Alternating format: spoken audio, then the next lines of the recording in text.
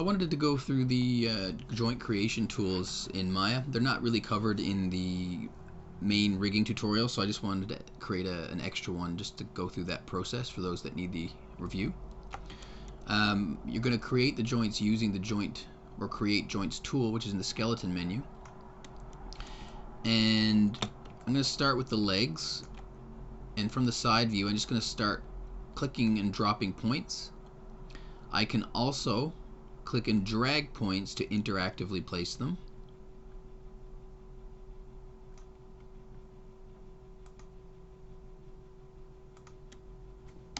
And hit enter when you've completed the task. So as you can see, the joint is created and it was aligned with the center. It's aligned with the center of the grid because I created it in the side view. It essentially draws itself on the central plane of that camera view, which is right at the center of the grid here. So I'm gonna need to obviously push that off to the side and realign it to the geometry. Before I do that, however, I am going to open up the hierarchy by shift clicking the plus button in front of joint 1, select all the joints, and I'm going to come over here to the channel box and assign a radius of 3. That's not a standardized value, it's just one that I know works for this character and this scale. I don't want to make the bones too large or too small, and really it's an arbitrary number. I just decided that this looks right. But yeah, if you wanted to, you can make them as big as small you want. They will function exactly the same as long as the pivot points are in the correct place. But just so they are all the same size, I've decided to set the entire chain to a size of 3.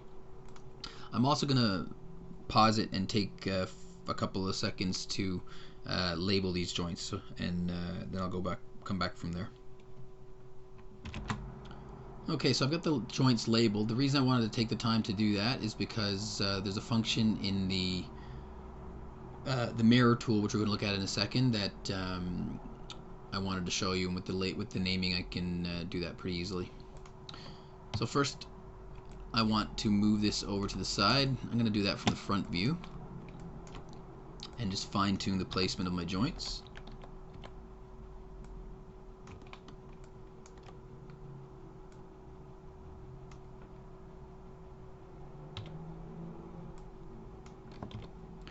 I think I made my thigh joint a little too high.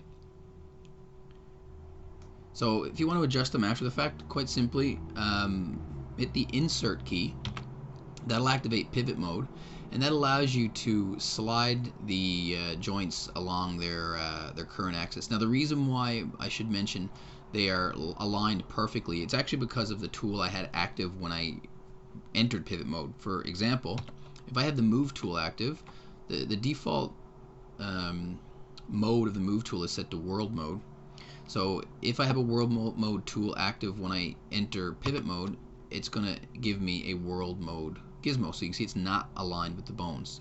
I do not want to adjust my bones that way because I don't want to create a kink here in the knee. I want to try to keep that perfectly straight. So a local or an object type orientation for the gizmo is much better.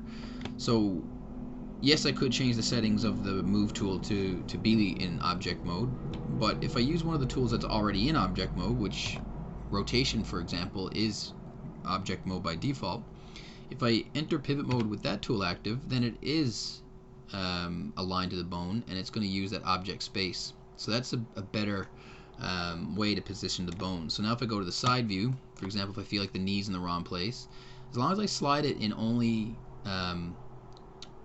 the Y and Z axis, I'm safe. I'm not going to break anything.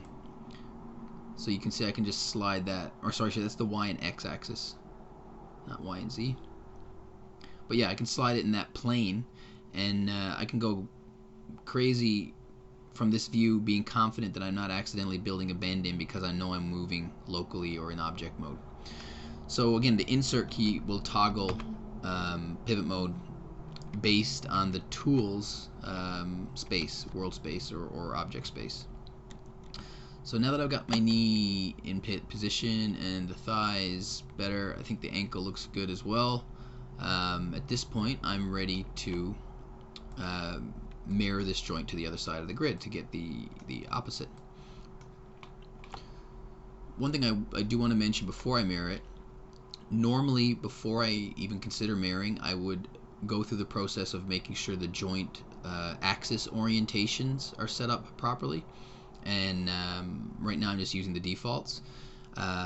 In the other videos, the rigging videos that are separate from this, I go into the joint orientation a lot more in depth, so just keep that in mind. But for now, I'm going to skip the orientation, just move on to mirroring. So under the skeleton tool, there is a mirror joints tool, and I'm going to open that up and go into the options. And if your character is facing the front camera, which is positive Z, then the mirror axis to go across that plane, the X plane is going to, or sorry, the X axis is going to be the YZ plane. So if your character in Maya is facing forward, you're pretty much always going to be mirroring your joints in the YZ plane. That's normal.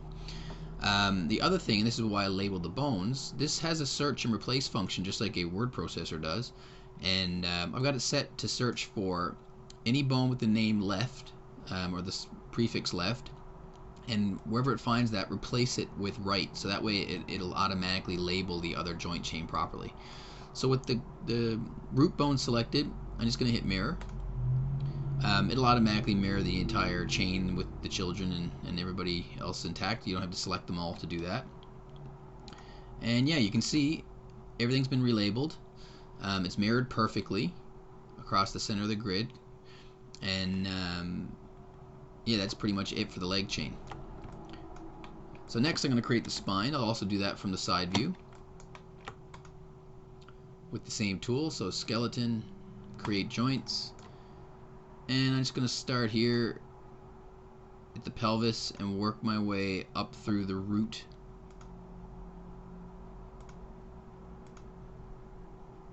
of the body.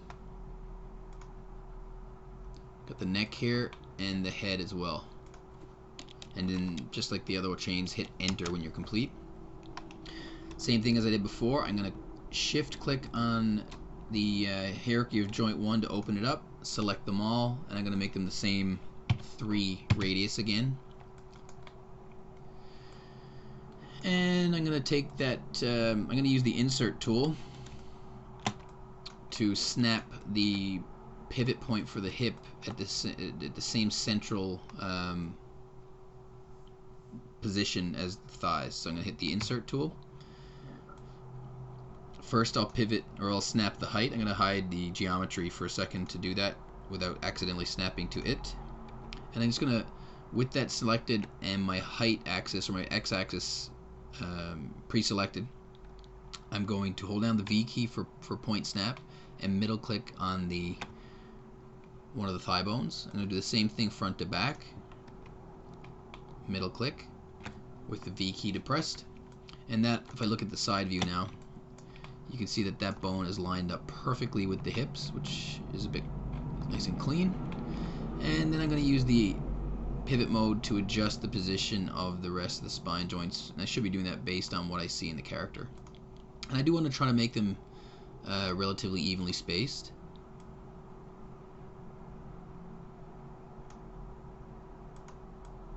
Oops, careful not to rotate them.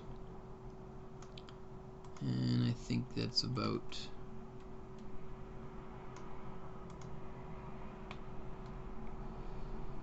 right, about there. Just gonna fine tune the neck here, and I'm pretty happy with that. So with that done, again, normally you would do the joint orientation at this point to make sure all the axes, rotation axes are clean. But I'm just going to jump right onto the arms. So for the arms, I'm going to use a different type of snapping, which is relatively new to Maya. It's actually, I just discovered it myself a few weeks ago.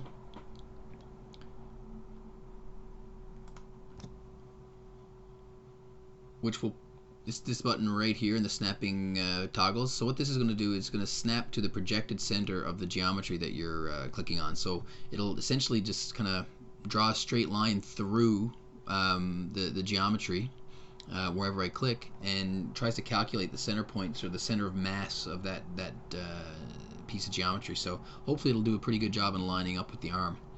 So with that projected center snapping turned on, I'm going to activate the tool one more time. We'll start at the shoulder. Just going to zoom in here. Go from the shoulder to the elbow to the wrist. If you make a mistake with the joint, you can hit the backspace key to undo it and then draw another one. Because you haven't hit enter yet, the tool stays active. So now I'm going to hit enter to complete that chain.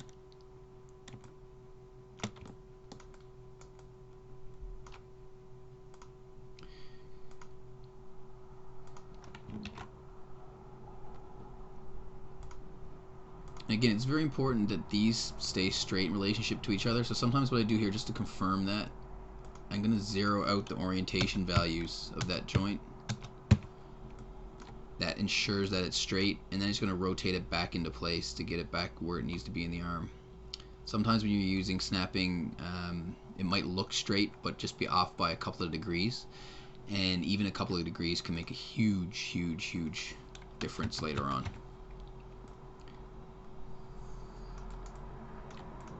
But other than that, same process as the others. Make sure they're the same radius.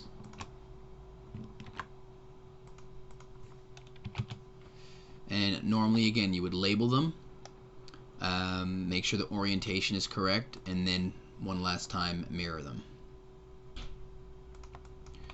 And with all that in place, the last step would be to finish the chain and finish the hierarchy. So I would select the legs, shift click the hips, hit the P key to parent those, so that creates the chain there, and then I would select the arms or the clavicles if I'd created them,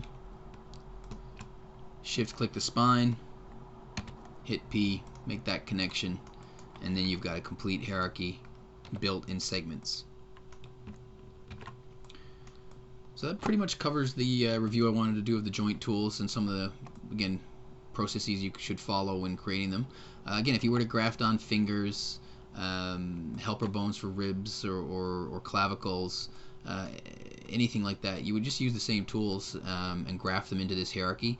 And but really, functionality wise, it's the same thing over and over again, and just making sure that things are placed properly, pivots are in the right position, and the hierarchy makes sense.